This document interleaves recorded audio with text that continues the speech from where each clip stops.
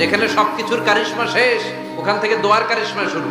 এরকম অনেক ক্যান্সারের মতো দুরারোগ্য ব্যাধিতে আক্রান্ত, ডক্টর ফাইনালাইজ করে দিয়েছে বাঁচবে না, 2 মাস বাঁচবে।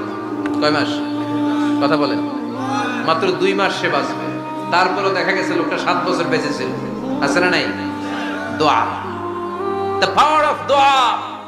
মহাবিশ্ব সৃষ্টির 50,000 বছর আগে আমাদের ভাগ্যে কি ঘটবে সব লিখে রেখেছে কে?